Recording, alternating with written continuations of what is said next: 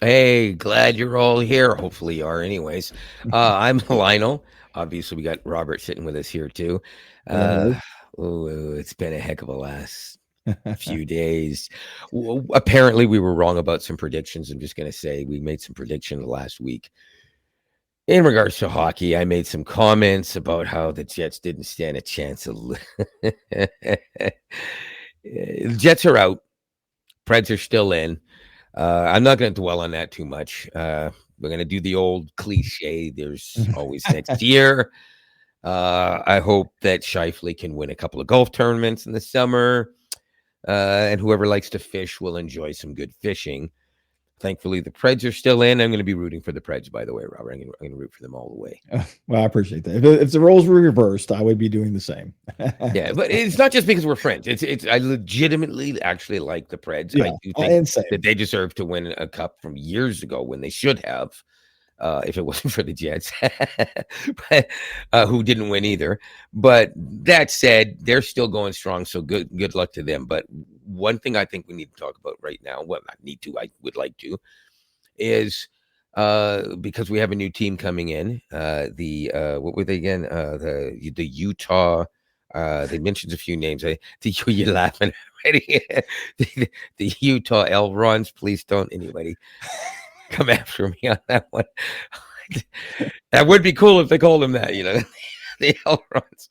Anyways, so with them coming in, there's going to be a few adjustments here and there, obviously. And we were discussing between us last week for a while about what some of those adjustments might end up being. And we don't know exactly everything that's going to happen.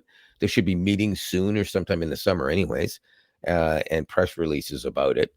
But we thought we'd talk about what's the best thing that we could come up if we were going to do it, and how was it done in the past when they had new teams, also playoff formats. Some people are happy with the playoff format. Some people think it should go back to the way it was.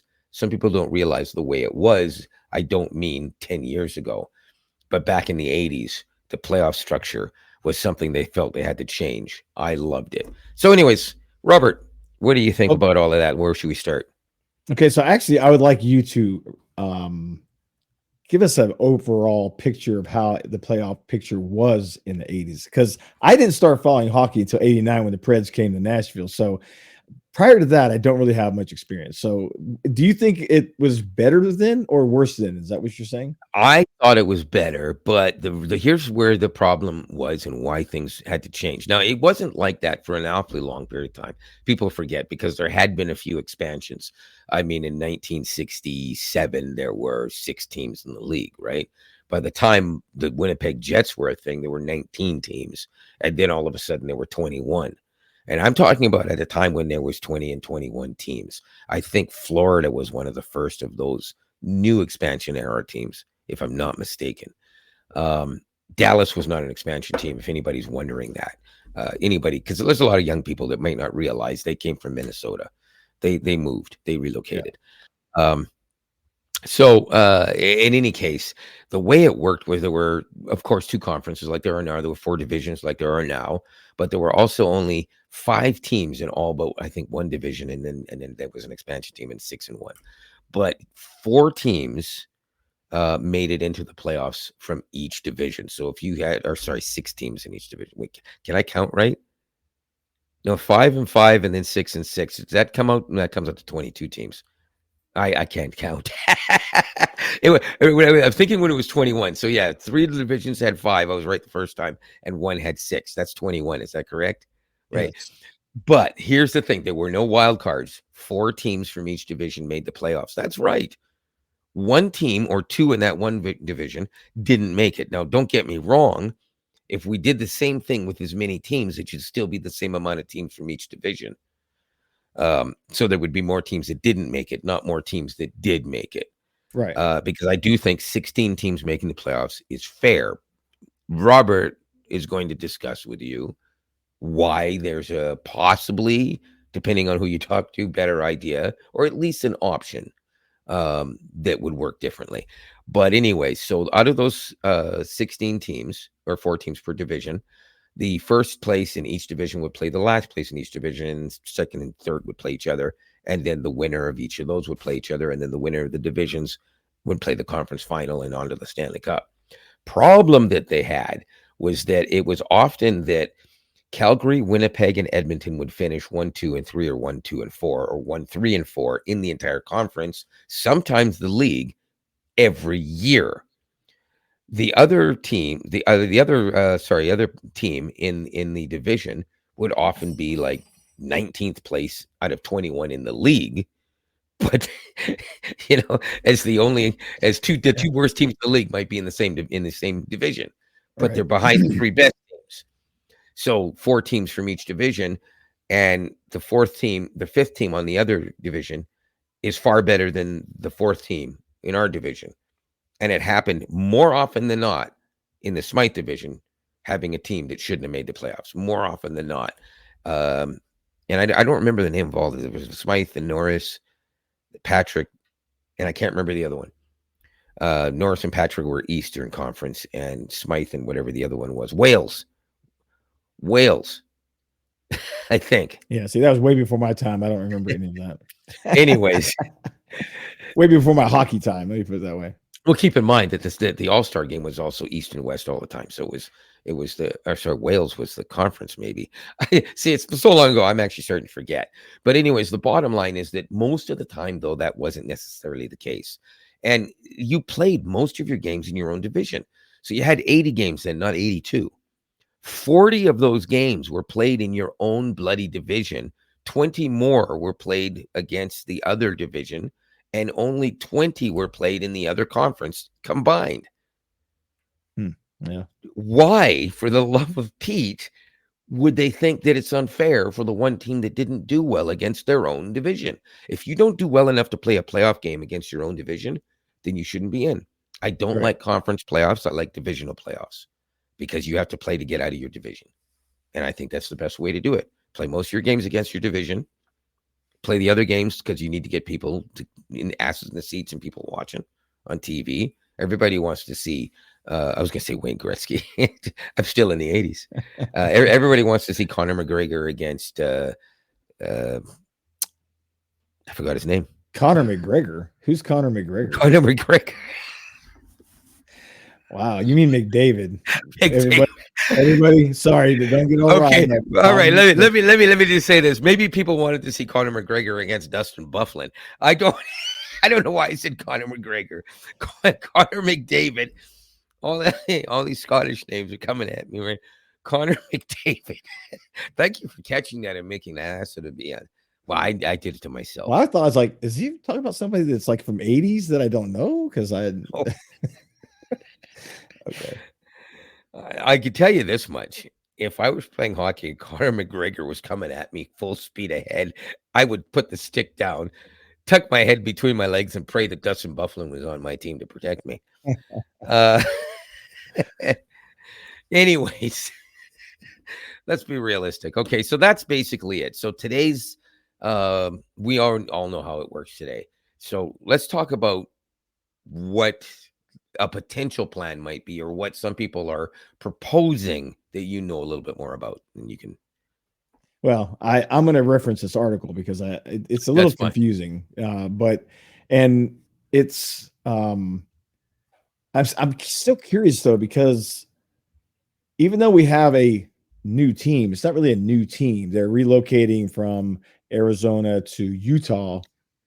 And Arizona does not have a team yet. Now they are going to try to get another one, which whatever. So technically it's still the same number of teams. We're not adding any more teams, although there are some other cities that are trying to get expansion bids. So who knows? I mean, it's topsy-turvy for sure. But even Bettman in this article was talking where, he's considered a realignment. I think it's kind of wacky the way it is myself too at the moment. So I'm just going to lay out how they have it laid out here, and then we'll kind of talk about it. So the Eastern Conference proposed Division I in the Eastern Conference 4 teams: Bruins, Devils, Islanders, Rangers. Okay, that makes sense. Yeah, it Division does to me. 2, Division 2 is Sabres, Canadians, Senators, and the Leafs. Again, that's makes sense. Perfect for rivalry. I agree with that too. Uh, Division 3, same conference, is Blue Jackets, Flyers, Penguins, and Capitals. See, the Blue Jackets thing, That's the only division that I heard so far where only the people from that area is going to care about them. I'm kidding. But go on. I'm just kidding. well, see, to me, the Blue Jackets are, I don't know. I don't know if that's a fit, but again, they didn't ask me. Division 4 is the Well, they're from that Hurricanes, area, Panthers. so Well, I understand. So Division 4 is the Hurricanes, Panthers, Predators, and Lightning. Again, that makes sense.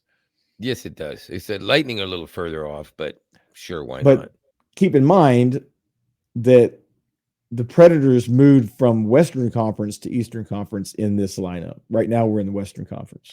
Oh yeah, that's yeah. But That again, puts see, you in the Western Conference makes no sense because we're much further east than we are west. But no, that is true. I mean, technically, you're kind of sort of almost middle, but then again, yeah, if I were able to drive directly south without running into 2 lakes, actually more than 2, but 2 Great Lakes, then I could drive almost directly to your house from here, driving almost due south. So yeah, I agree. You're way more east than you are west, and but then there's enough east and west. So here comes another confusing thing though. So now we're in the Western Conference, Division 5, technically Division 1 in that conference. Blackhawks, Red Wings, Wild, and Blues. That to me doesn't make sense. wait, sorry, Blackhawks, Red Wings, Wild, and Blues. Blues. Blackhawks, Red Because the Wings. They're Blackhawks very close together. Wild is Minnesota, makes sense, and St. Louis. No, it's a little further. But see, there's good. This is where we get into the point where the teams are going to be further apart, and it's just natural. However, interestingly enough, it would be hard to make a change because you'd have to put somebody else further away again. And I'm only mentioning that because as you get into where Winnipeg sits, you can see that they do have the disadvantage. And but the thing is, it won't be as much of a disadvantage for Winnipeg if they go to this new format, because again, nearly half the games will be played in their own division. Yeah. So it kind of makes sense. Well, okay, so let's finish the divisions out. So Division 6, technically 2 in the West, is Avalanche, Stars, Utah, formerly Arizona Coyotes, and the Knights. Again, that makes total sense to me. Sure. And then Division 7 is the Flames, Oilers, Canucks, and Jets, all Canadian teams. Now you see where my problem is, right? Well, just a minute. Three. Hang on a second. 3 Canadian teams in the East, 1 division. 4 Canadian teams in the West, 1 division. Where the problem is that it could be extremely easy to not be able to make it. I mean, it's like it's bad enough that Canadian teams have been able to get to win the Stanley Cup for 17,000 years. 1993, actually, I think it was what Montreal Canadiens won, if I'm not mistaken. That was the year. The Leafs. What's that? The Leafs haven't won a cup in 19,000 years. Who cares about them? I'm talking about all Canadian teams combined. I know. I could have a lot of people hate me today. Okay. No, Winnipeg has a hard enough problem. Here's what I would honestly, literally like to see. Literally just swap 2 of those teams. 1 team from the East, 1 team from the West. For instance, I understand the Montreal-Toronto rivalry has to continue, so that's fine. So move Ottawa and swap them with somebody like Boston or whatever, simply to make sure that there's another opportunity for a Canadian team to do something. Take Vancouver and swap it with Seattle. That's it. So that's all they got to do. They're close enough together. It shouldn't make any difference whatsoever, except, of course, in the travel arrangements. But that's going to happen all year long anyways. So yeah, the last division is Ducks, Kings, Sharks, Kraken. Again, that all makes sense. That's all completely right. Again, yes, but if Vancouver instead of Kraken, So what would here's be the what they problem? said in this article. He says, this is the writer speaking. This is one configuration that's going to generate a lot of discussion. It's an Yes, and all it is. Canadian division that lumps Winnipeg in the mix with Western Canadian counterparts. But they said that um, it's about the same distance that the Jets travel currently to face Dallas in the Central Division. Yes, that's what we And were these talking about four earlier. teams were all together in the Smythe division back in the day. So it seems Yes. fitting to give Winnipeg some natural rivals. That makes sense. See, so 100% agree with that. But again, what I'm saying is swap Vancouver with Seattle. Vancouver has zero rivalry with Winnipeg. They have not that much of a rivalry with Edmonton or Calgary, who are rivals with each other. Winnipeg has huge rivalries with Edmonton and Calgary because they've been beaten millions of times by Edmonton Oilers, and they've beaten Calgary millions of times. They've beaten each other millions of times. So swap Calgary with Seattle.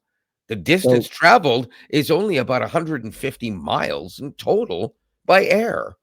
So it's So not interesting you say deal. this. So this, let me tell you what he says. The writer says, in order to put Winnipeg in that division above, we had to split apart Seattle and Vancouver, and maybe that would be a non-starter for a lot of fans who want to see the geographic rivalry blossom. Makes sense. That But in order, geographic rivalry is never going to blossom. Who cares? but in order to make this all work out, there are a couple of little sacrifices to be made. Splitting up the Kraken and Canucks is one of them.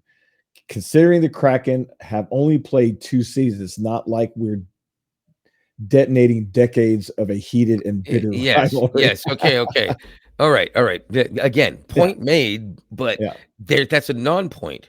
There's absolutely nothing was said in that portion of the article. I love the rest of the article, but that point wasn't even. It didn't even need to be made. There's nothing there, and that is again my point. right. Move Vancouver over there. Vancouver's long-standing rivalry with teams like Los Angeles and San Jose are way Mhm. more in the legendary case. Remember, Vancouver's been in the league since the 1970s, Right.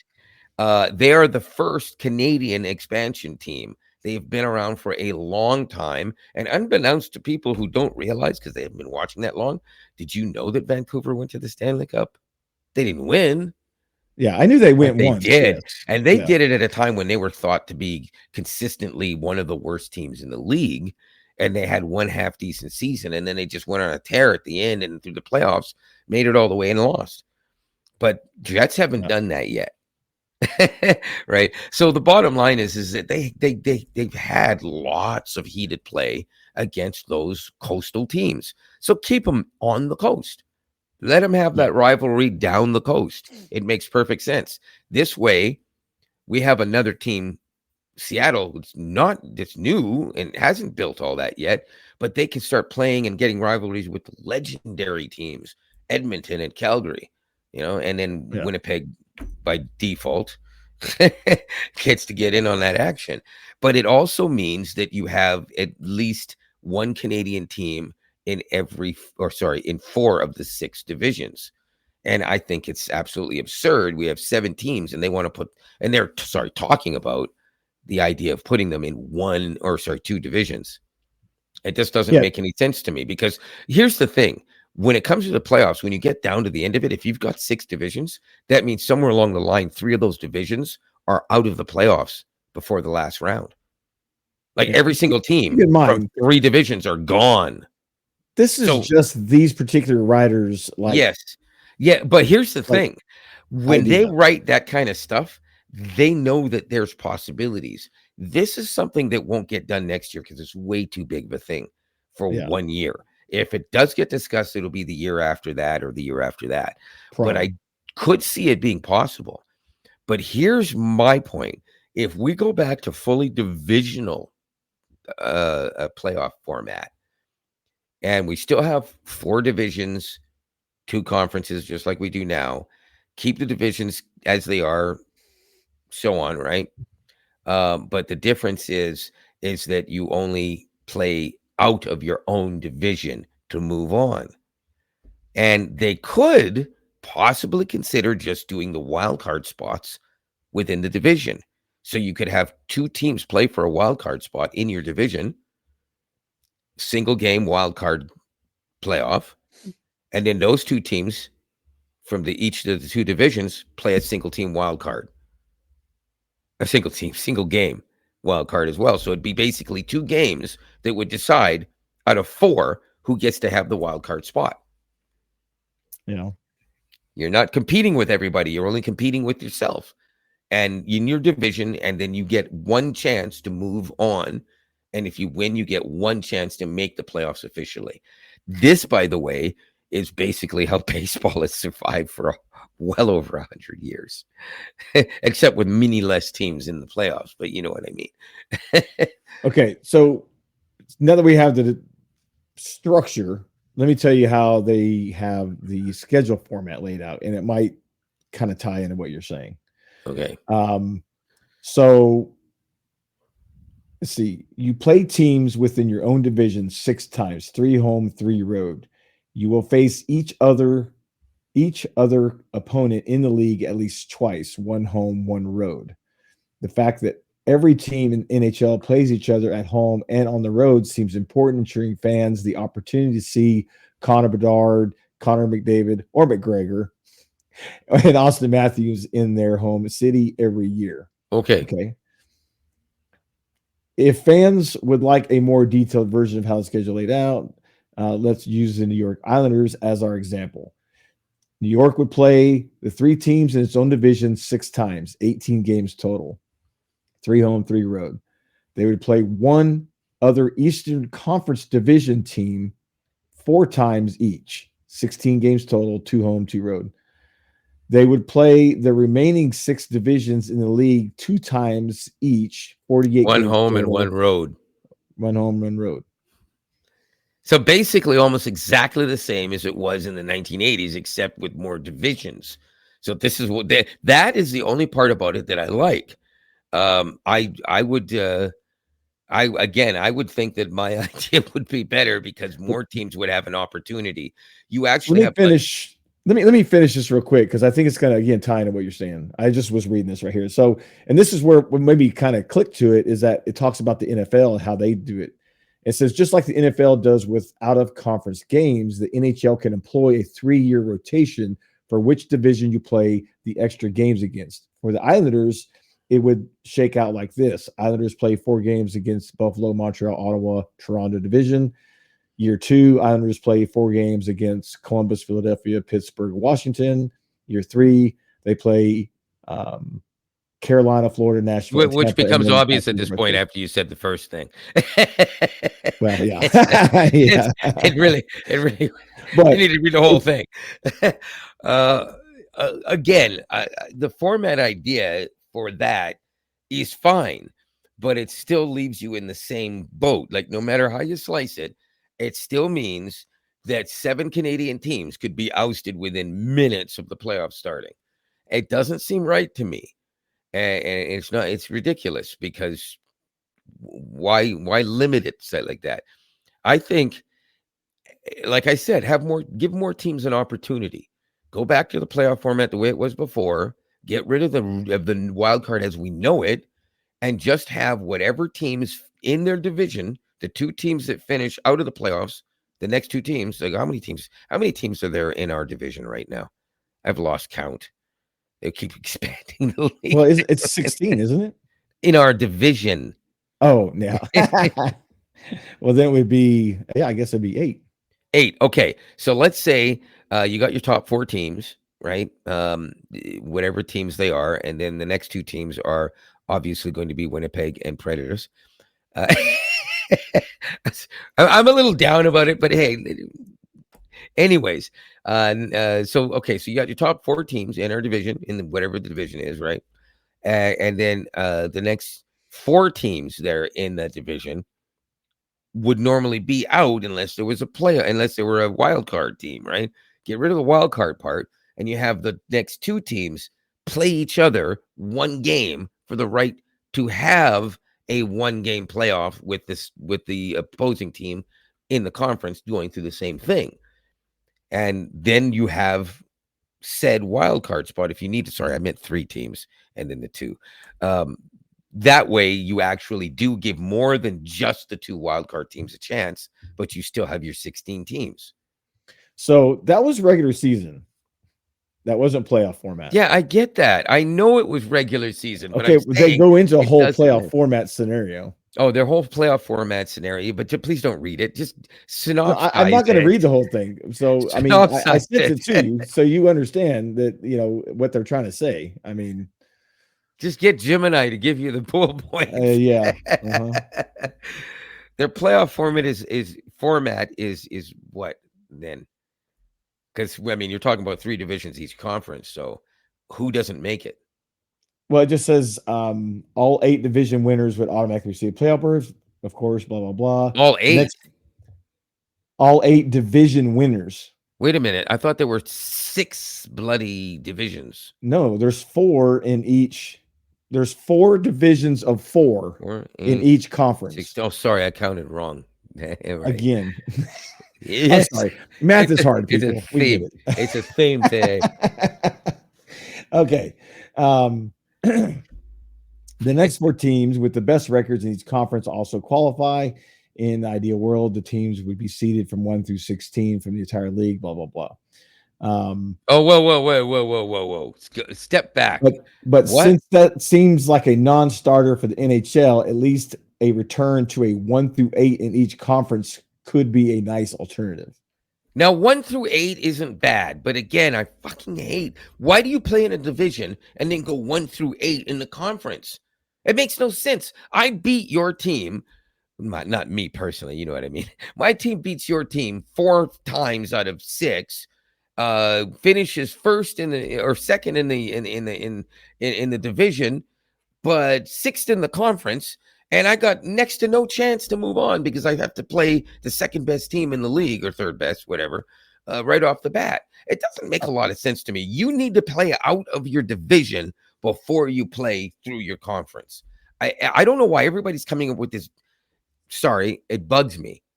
It bugs me because honestly, the best team to win the Stanley Cup back in its day was always the best team to win the Stanley Cup. The 2 teams that went to the Stanley Cup in those days were the 2 best teams that should be there. And that's because they didn't have to play some team that shouldn't be there that got lucky in 7 games because they played them hard only to lose to a team that would have lost to the other team.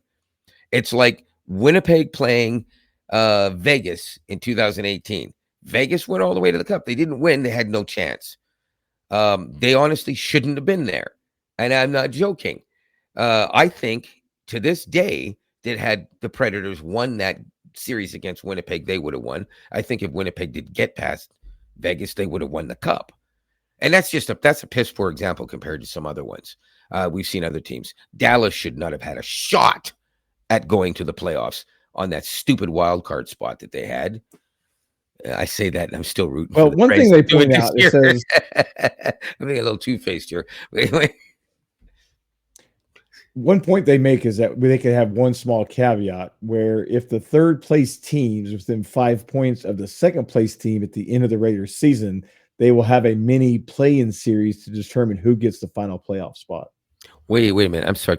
Now I have to have you repeat that one. I think I missed that. Because you didn't listen. Well, no, I need you to say it again, please. It says the top 2 teams in each of the 8 division advance to the playoffs. We could have one small caveat where if the third place team is within 5 points of the second place team at the end of the regular season, it will have a mini play-in series to determine who gets the final playoff spot. That's the stupidest thing I've ever heard in my life. If I beat your ass by 5 points at the end of the season, which is 3 full fucking games, 2 games and an overtime loss, by the way, meaning you lost 3 times more than I did, then why the hell should you get a chance to accidentally beat me because you ran my goalie over and knocked him out in the first period, hit my top goal scorer in the throat with a slap shot, and then the other guy beat one of my guys down. And so I'm out a defenseman, a forward, and a goaltender. And you walk in and go, hey, I get the playoff spot now because I beat you.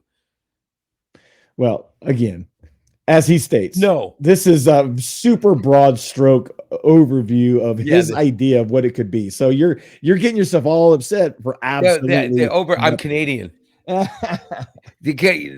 Listen, broad stroke overview is broadly over.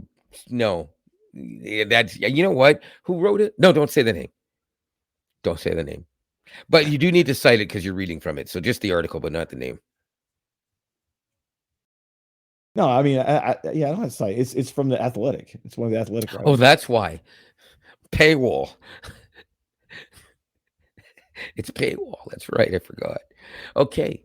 No, I don't. Yeah. Anyways, All right. Well, you know what? In comparison, let's just put it this way: the old style or the old way, my version of how it would have worked, the Predators would have been in the playoffs anyways without a wild card spot. Who would you have played? Who finished first in our division again? the Oh, that was Canucks. Dallas, wasn't it?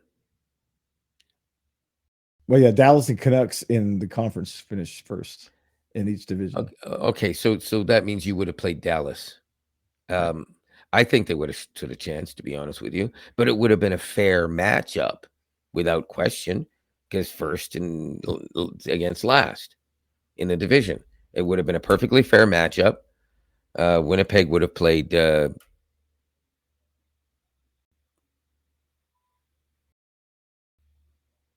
I don't know. Actually, it would have been the Avalanche, wouldn't it? They are in our division, right? Yes. I don't remember who's in division anymore because they moved teams around.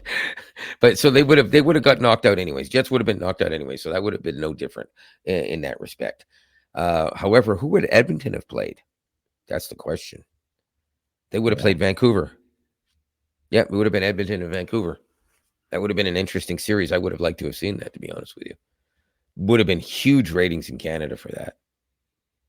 Well, I can honestly say that I personally completely underestimated the matchup between us and the Canucks. I thought it was going to be a much better matchup than it actually was, honestly. I think the Canucks are playing much better than I anticipated them playing over the long haul. So even with their third string goalie in, he's doing a really great job. I mean, the next is Zamboni driver. So I mean, but listen, you got to remember though, your team is doing better than you thought they would. You didn't think they would be down only one game after 5, did you? We lost 2 games where we had 2 goal leads with 2 minutes left at the end of the third, and you didn't think your team would be down by only 1 game after 5, did you? You thought they were going to get swept or lose 4 games to 1. You were sure of it. You've been saying it since before the playoffs started. Because I think they still got a chance. I've said this before. I said this before. The road to the Stanley Cup goes through Nashville. No.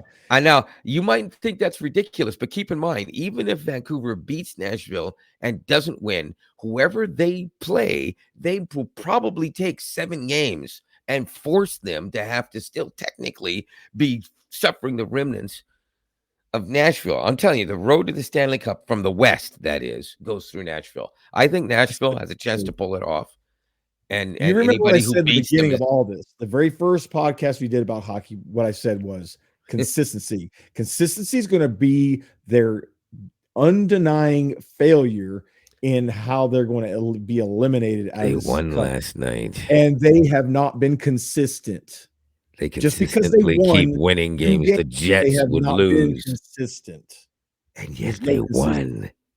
It doesn't matter. But they keep winning. Okay. One more loss, they're out. One more win, and they're still in. I can Dr. Seuss with the best of them. Yeah. All right. One more win, and you're in. Okay. All right. So we can go on about that for an hour and a half by itself. Here's the thing. I really can't wait until both of our teams are good so we can have that fun, friendly rivalry about whose team is better rather than whose team is worse. It's less fun. Having said that, So, okay, in regards to the playoff format and changing it, I've made my peace.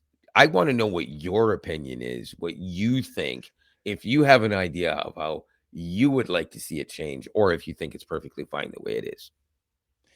Well, I don't really have an idea because that's above my pay grade. There's a lot of confusing things in creating divisions and conferences. So, and then you have all the people, these people teams moving around. They say in a couple of years, Arizona's probably going to have another team back in Tempe, or who knows? They might play a high school hockey rink next time. I don't know. Yeah, But as opposed to Quebec City getting into a team again. Sure, why not? Um, right. So you know what I think they should do? I think they should put a team in St. Paul, Minnesota. Natural rivalry for both the Jets and the Wild. Wild and the Jets, and the St. Paul Pirates. I know that doesn't work. St. Paul. What starts with P? I have no idea what to name that. That's not St. Paul pole vaulters. No, I'm kidding, obviously, but it's just here. Okay, you know what? Okay, we can move on from that entirely. Let's Well, one thing I do want to make a point though is, and not necessarily about the playoff structure, but as far as what I think needs to change in general in hockey as far as overtime, because that needs to be changed more so, in my opinion, than the playoff format. Because I really think they needed to get rid of the, um, shootout. I think they need to stick to a actual, if you want to go to overtime, you're going to play, whether it be 3-on-3 or 5-on-5, you play that until somebody scores. You know what? I don't have a hard time with the 3-on-3 part, because it just that doesn't guarantee, but it gives a better opportunity. Somebody's going to score, and that's what they're looking for. It's not going to be a 5-hour game, right? Yeah. So just do your 5-minute overtime, 3-on-3. Sure. I actually, to be honest with you, would like to see a 4-on-4. Still not 5. There's still less players than 5, so there's a better chance of winning. 3-on-3 is fine though. But I agree. Get rid of the shootout. People love it. It's exciting. Problem is you're giving teams a victory that didn't win. It's so ridiculously not fair.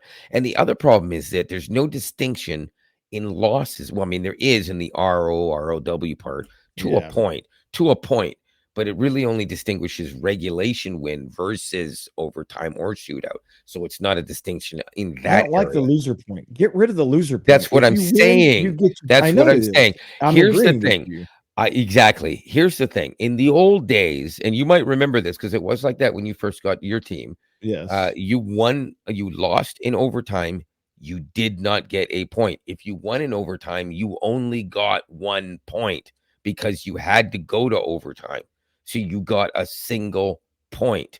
So people wonder, well, how come so many teams are getting 106 points? You can't get into the playoffs unless you get 99 points this year. Well, that's because every team, I mean, look at Boston. For the love of God, I agree that they didn't have a lot of regulation losses, but the fact of the matter is they had something like 16 or 17 overtime / shootout losses. Are you freaking kidding me? If this was the old days, Boston would barely have made the playoffs. Right. As good a team as they are, they barely would have even squeaked in. They had like 8 wins less than some other. I mean, I'm exaggerating. It's not quite that bad, but it's a participation point, which is complete crap. Yeah, let's give everybody the trophy. I understand if you're 10 years old, that makes sense. But even these guys are making millions of dollars. They're not. This isn't a schoolyard. Take your stupid little, the thumb high trophy. Go away. Like, this is the way it's supposed to be. You lose, you get nothing. Don't reward failure.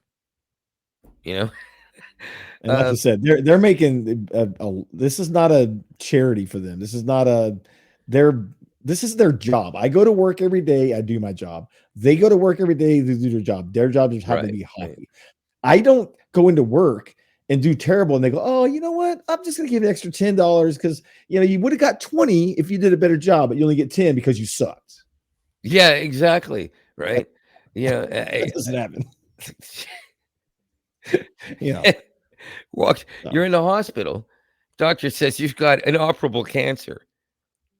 But I'll tell you what, I'll throw you an extra kidney just for shits and giggles. yeah, yeah.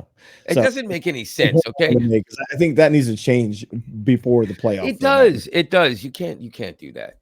Um, Yeah, yeah, I don't like at all. I've never liked it, to be honest. When they first introduced it, I said, "What? Why would you get a point for losing?" And so, we're going to do a shootout. Okay, so you don't get anything if you lose the shootout. Now, there is an alternative to this. Don't give any points if you lose in a shootout. Now, their argument, of course, is if you made it that far, you deserve something. Again, that's a participation point, like you're saying. yeah. So the alternative is you can keep it the same, but losing the shootout gets you nothing. Winning the shootout gets you 1 point. Winning in overtime gets you 1 point or 2 points. Losing in overtime gets you nothing. Right. Winning regulation. No, you know what? Screw the shootout. Let's just talk about how it should be. No shootout. You lose in overtime, you get nothing. Yeah. You win in overtime, you get 1 point. You win in regulation, you get 3. Bob's your uncle. And it's going to stop these teams that realize they're getting to the end of the third period and they stretch it out just to get that point. They literally Exactly. play for the point. Yeah, And that teams are that's actually yeah, tanking themselves. That's like that. It's like any other sport where you know that you don't have to win, and you just don't give a shit, and you're shortchanging fans who are paying hundreds of dollars to sit down and watch you play. It yeah. it doesn't make any sense. Uh, I don't think it's right. I think they should get rid of it. Get rid of the overtime. No points. Or sorry, the overtime. Get rid of the shootout. 1 point for winning overtime, 0 for not, and 3 points for winning regulation. Why Yeah. not? Why not? I mean, they have never done the 3 point thing. Every other team in every other league has probably either gone to it or experimented with, or at least talked about it. Right? I'm pretty sure. How does it work? Most leagues are doing 3 point things now, aren't they? Like you get Well, 3 points for winning. you have soccer that does you get 3 points for a win. If you go into overtime, You get 2 you if get you win, 2 if you win. and 1 if you lose. Right. So they Which split them. They don't add points like the NHL you know does. what? It is They split the that's points. also Right. fine. But here's where I don't like it. You could be a team that goes on a tear at the beginning of the season. You end up losing in regulation 6 games in a row. You win 3, lose 5 in a row, and then you go on a tear at the end of the season. But those 9 games or that you didn't, or whatever it is, I just said 11 games that you didn't win that you should have won at least half of, puts you either out of the playoffs in a really bad playoff position because you got no extra point. Meanwhile, some other team hasn't been able to put together 20 wins the entire season, but they have 26 overtime losses, Yeah. and they make the playoffs a point ahead of you in the Yeah. standings. I don't like that either. So I honestly am a huge advocate for you lose, you get nothing. Yeah. Nothing. That's what I think. And yes, that means the Jets would have had 6 or whatever times, 7 times where they got nothing. But compared to Boston, that's pretty good. The Jets had very few overtime losses. They didn't go to overtime that many times. Right. And they did win more times than they lost, but they gave other teams when they did lose, points that they deserved, but the Jets ended up getting points that I don't think they deserved. So Right. I do think so.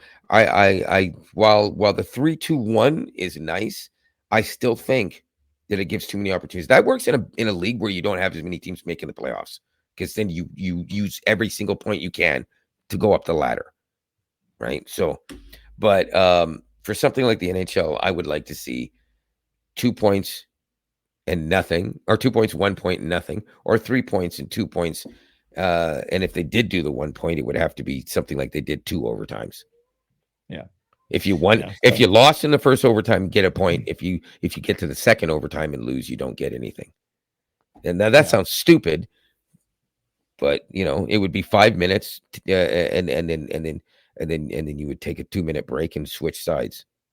Yeah. 5 minutes again. That's similar to football, by the way. Well, you should know. You already know that. Yeah. Overtimes might be a little different in Canadian football. You know what? Let me ask that question just for shits and giggles. Since football season will be starting for Canada in the next month and a half. Yeah. Well, sorry, Very- not the season, but the yeah. camp. Yeah. Um, how is your overtime work in NFL? Well, they used to not allow a tie, but now they do. So the tie obviously figures into they don't have a point system. So you don't get 1 point, 2 point, 3 point. There's no points. It's either win or loss. And now tie. So a tie contributes to your overall ranking at the end of the season. Oh, so But wait a again, minute. I don't like ties. I don't want a tie. I want a Yeah, winner no, or I a agree. loser. I agree. So wait a minute. Hang on a second. If you're saying they don't do points, do you mean that they do it similar to baseball in a percentage system? So you're like your winning percentage is 638 versus the next guy's 525. Right. Yeah. It's like, you finished 500, you finished 600, you finished, Right, perfect right. season. Yeah. There's no points. It's, yeah. Yeah. Of course, oddly though, for the amount of games that football plays, there's no difference between that and play and actual points. It would still work out exactly the same way, Well, as long yeah. as you don't factor in ties. That is, the CFL doesn't do ties. But what what I was asking about was how does the actual overtime actually work in when it comes to scoring? Like, how do you do it? I'll Okay. just give you a brief overview here of CFL. What the CFL does is it does just by possession, first to score, but you always get the second team gets their chance, of course, right? So, say the Bombers are playing the Argonauts. Bombers only make it a field goal. That's all they can muster up in their time on the field. And by the way, they start from like the other team's 40-yard line or some shit. So it's not like they got a long way to go. They like one play, kick a field goal. That's pretty much Yeah. it. Anyways, so if they get that field goal, the other team's like, oh well, I can get it with more than a field goal. And you don't get a play after. None of that mumbo jumbo. You have to just go for your play, right? So they would go for a touchdown. If they only get a field goal, they actually continue. But then if the Bombers get a field goal or a touchdown or even a single point, they win. There's no you get another chance.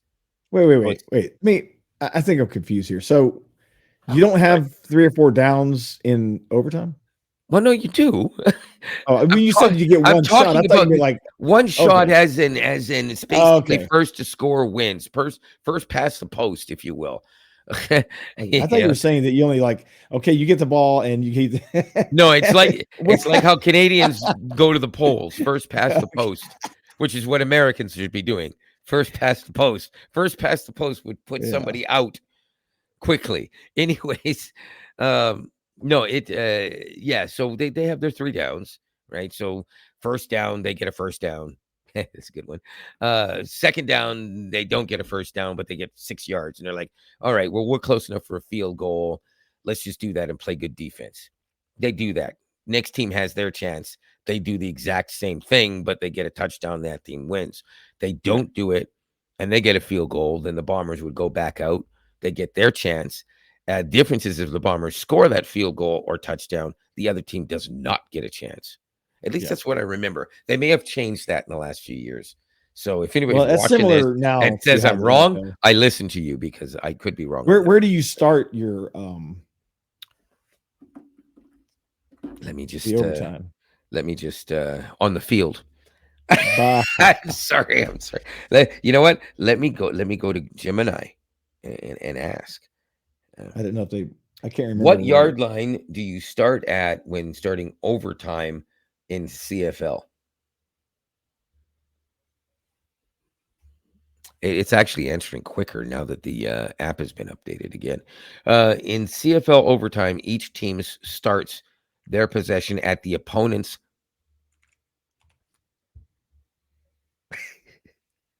35-yard line. So they could technically just kick a field goal and it's over. If the other team doesn't get to do anything, like it's hard. But you know what? It's harder than you think. It's actually easier to block a field goal in the CFL than it is in the NFL. And you know why that is, right? Because I- we have a full yard in between the offensive line and the defensive line. You guys don't have but maybe an inch at best. I mean, fingertips practically touch between the center line, the center O-man and the defense. Yes. Yeah, So they're it's much harder for a guy to get in and around on that. But when you've got a full yard to work around, that's a huge difference for just bouncing off somebody, running around and blocking a field goal. There are an unruly amount of field goal blocks in the CFL every year. It's kind of funny, actually. Yeah, When it so does happen, they it's pretty. changed the rules again a little bit. So for 2024 regular season, games that are tied after 4 quarters of regulation will enter a 10-minute overtime period. Overtime begins at a coin toss to be determined who gets the ball first. Right. Each team will have the opportunity to possess the ball unless the team that gets the ball first scores a touchdown on the opening possession, sudden death play, where in the game ends on any score, safety, field goal, or touchdown continues until winner is decided. So that's different. They changed that. Yeah. Yeah. So just out of curiosity, would you ever want to see? Now, a lot of people laugh at this because they don't think it makes any sense, and in many ways it doesn't. But would you ever want to see like um, an exhibition game between top CFL team and a top NFL team? Well, yeah. I mean, why I, not? I Who honestly doesn't had, want I honestly have wished my entire life that they would do this every year. I think it would be cool. And you oh, but the Canadian team would be destroyed. Maybe they would. It's part of the fun of it, though. But if you think that the absolute best Canadian team would be absolutely destroyed every single year, you're nuts. Yeah. The Yeah, you're CFL is not made mistaken. up of a bunch of nobodies. Right. That would be like saying that you automatically could take the best AHL team and have them play an NHL team and lose every single time. They wouldn't. They'll probably Right. lose most of the time, but they wouldn't lose every time. But I would think it would be kind of cool to see it done differently every year. Um, one year it'd be in the States under American rules, next year it'd be in Canada under Canadian rules, and so on. You Yeah. know, It'd be interesting for sure. yeah. I mean, why not? I mean, they could make it a shorter game if they're concerned that it would be that bad. I just think it would be interesting because it would put more eyes on good Canadian players, some of them being American, by the way, that play in the CFL. Oh, yeah. And Yeah. more scouts would see these guys and think twice about it. At the same time, it would also give the opportunity for more American players who would want to be involved and see it, come check out the game, watch on TV, and see CFL and go, you know what, maybe that's not a bad idea after college. Maybe I'll do a couple of years in the CFL. Guys Well, who you rank really low. I mean, keeping in mind, there are so many American football players in the state. In Texas alone, in football territory, there are so many American football players that you have to think 98% of them are never going to ever set foot on an NFL stadium unless there's a party going on and they're invited, you know? right. Um, so for some of those guys, their college is the only thing they really have. But a lot of those guys are good enough that they could make it if they had a shot. They need another venue to grow more, to get better. So for some guys, that went through the CFL. And there are a lot of guys who went through the CFL before they went to the NFL, and then they were successful. Do you Kurt remember? Warner. Do you remember Warren Moon? Yeah. Yeah, Warren Moon cut his teeth where? After Yeah. college in the Yeah. CFL. One of the greatest CFL quarterbacks. He totally eclipsed by guys that came after him, but nonetheless, he was one of the greatest. And then he went down there, and of course, he was good. I thought Doug Flutie played down there too. Did he? Did he not? He did, Yeah. right? So did Kurt Warner. Now, you know the Kurt Warner story. I don't. Oh, Oddly, you need to go, you need to look that up. Kurt Warner. Yeah. There's a movie about him, and it's actually really, really interesting. So we don't really have time to get deep into it right now, but go check him out. You all Google him. I'll check that out. But you know what? As long as you bring that up, then I'll bring up Bud Grant, who was a player and eventually a player coach for the Winnipeg Blue Bombers. I think it was early 60s, I want to say. I'd have to look that up. He decided to move on after being very successful and taking them to a few Grey Cups as a player and coach. He then moved on to the U.S. and God help me, I can't remember which team, but he did end up getting them to the Super Bowl. So even in coaching, sometimes going through the CFL is not like, oh, they're just a bunch of nobodies. Uh, I think Yeah. the NFL should be considering the CFL as a place where guys can go get reconditioned, guys can be up and coming if they can't play. They should be actually calling up CFL scouts and saying, hey, listen, we got a guy, we don't have room for him, but I know this guy's going to be great in 2 or 3 years, but maybe he'll work for you. Could you bring him into training camp? Yeah. They bring him in and they're like, yeah, this guy's really good. And then 2 or 3 years after winning a couple of Grey Cups, he gets an opportunity to play down for the Dolphins and ends up with a Super Bowl. Probably shouldn't have used the Dolphins as an example when I said that, but you know what I mean. Well, after spending 3 years in Canada, he probably wants to go down to Florida to get some more. So, Oh, yeah. Wait, what are you talking about? We play in the summer, dude. It's hot. it was a joke about North and South. Yeah, but that one didn't work. We play in the summer. No, that one doesn't work. We play in the summer. But they All still of our live there in the stadiums are winter. open stadiums, man. And Anyway. it's not just because we don't have money. No. Okay, you know what? Okay, so I'll leave this with this. Anybody watching this, if you're a CFL, I mean, an NFL fan, and you've never ever wanted to watch CFL, and you're like, oh, it's just a bush league. Watch a game. You'd be surprised how exciting and absolutely awesome it is. It's like people watching the PWHA. It's not PWHL, the Professional Women's Ice Hockey League. Is that what it's called? People think, oh, it's women playing. It's not going to be good as NHL. Well, first of all, it's not NHL. Second of all, it's There's absolutely some good women fantastic. ice hockey players. There are some fantastic hockey players in that league. Look They at have the great national games, teams. and they're very successful right now. Yeah. I mean, the 2 biggest crowds in the history of women's hockey were played in Toronto and Montreal, just because they said we want to have a bigger crowd, so we're going to open up the entire arena instead of having to play a small one. And then Montreal went, we can do that too, and the crowds come. They'll come every time. Right? It's 18,000 people, 19,000 people. You don't think they want to see women? I get this too. Next to Olympics, watch how many people show up to watch both men's and women's hockey. And when that stuff is played, when they have women's world championships in Canada or United States, they fill the stadiums or the arenas. Right. Yeah. It's like, well, then again, we do have the 2 best teams in the world. So of course we do.